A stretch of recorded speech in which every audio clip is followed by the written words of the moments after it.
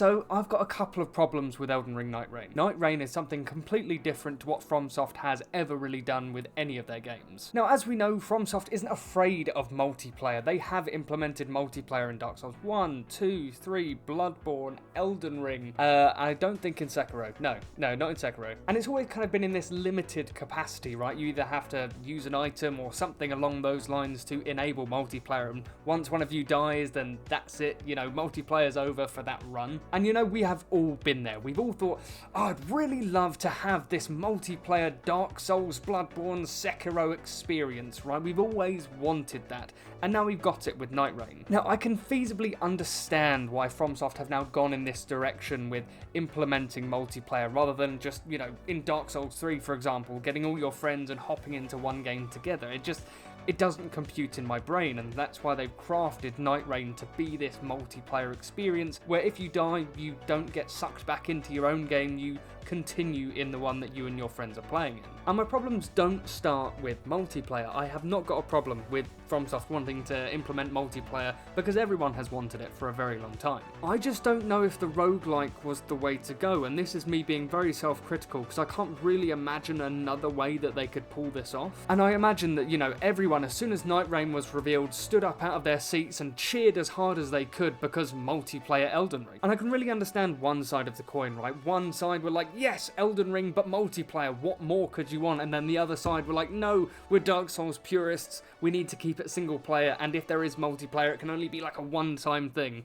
It is just baffling how kind of torn apart people are on Elden Ring Nightreign, but not even just the multiplayer side of it, but the whole concept of it, like the closing circle and the day cycle and the loot system. It's very, very divisive, and FromSoft are being very bold with this choice and this direction. And it's something that you do have to admire, because they are trying something new and not just trying to repeat the same formula, because after Elden Ring going kind of full open world, what next step can you feasibly make that would change the game?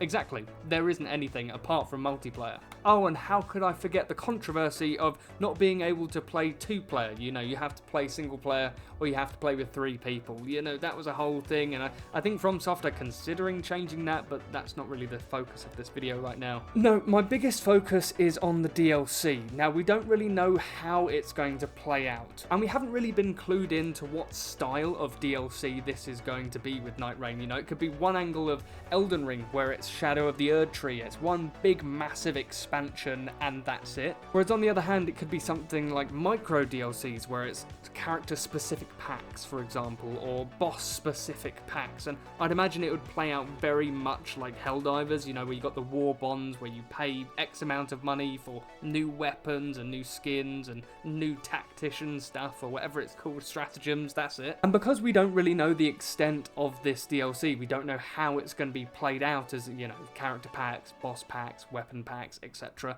We don't know how it's going to be implemented, and if it is kind of drip-feeded with characters and bosses all being sold separately, then I can imagine it's going to be very divisive, but it also makes me question the legitimacy and how finished Nightreign really is. Now, I never got to do any of the playtests, right? I did sign up, didn't get it, unfortunately, so I can't say firsthand that, you know, I've played the game and I know exactly how it, you know, works. I have watched some deep dives, some gameplay, some reviews from other people, just to kind of wrap my head around what it's actually like to play the game. And even in this network test, there was a limited amount of bosses, so not everyone got to experience every single thing that Nightreign will have on launch. So at the end of the day, none of us really know the extent of what's missing. But let me just say, I'm a little bit worried that Nightreign isn't going to have the amount of content that people think it will do. Because we've all come to know and love the Soulsborne Die Twice series, and we know how much is poured into these games in regards to content and how much we can actually expect from them, like weapons and this, that and the other. These games are always held up to quite a high standard with regards to the content that they have and how much we expect we can get out of the game, right? But where Nightreign is now kind of falling into this live service-y, I don't even want to say live service because it's not really, but an online multiplayer, right? We'll go with online multiplayer. Because it's now in this space where it can be consistently updated with new things, it does bring into question how much content is going to be put in there at base launch. And I'm just like really worried that Nightreign is going to be really fun for a couple of days and it's going to really dwindle down very quickly. And as much as I love the Soulsborne, Shadows Die Twice, whatever it is series, it's kind of scary that I'm not looking forward to this one. I mean, maybe it's just like a change in taste, I don't know, but I'm just a bit worried, to be honest. And it's not like I think that Nightreign is not going to sell well. Far from it. I think it's going to sell tremendously well. It's going to be a very good entry point for people who haven't played the series. And you know, I've got friends who play the Soulsborne Die Twice series, that whole shebang, and I've got people that haven't, and we are genuinely kind of convincing them to hop on this bandwagon to give it a go. And I'm just a little bit skeptical, right, that Nightreign isn't going to fulfill what I'd imagine it to be. Because when we've depicted a Souls-like multiplayer game in the past, it's always been from the perspective of a specific game in the franchise, right? But with Nightreign and how fast you're going to be progressing through each of these games, like the day cycle, for example, it's a whole different ballpark. You know, the mainline series is very slow and methodical, and you have to work things out at your own pace, for example, to make sure that you can get the best items, etc. But with Nightreign, it's going to be such a rush to find the best gear and do this, that, and the other, and you're not taking that methodical approach to it. And this might be being kind of, you know, elitist with Soulsborne stuff, but I know it's a valid reason for me being skeptical, because it's not how we'd always imagined it to be. This is a entirely different setting, you know, it's a roguelike. And roguelikes come along with their own rules. You do an entire run, you get all your gear and this, that, and the other, and then the next time you play, you lose all of it. You start fresh again. And this could encourage people to, you know, try out new weapons, for example, or try out different playsets or different characters, because Nightraign's got character classes, like proper character classes. But I have a feeling that many people are going to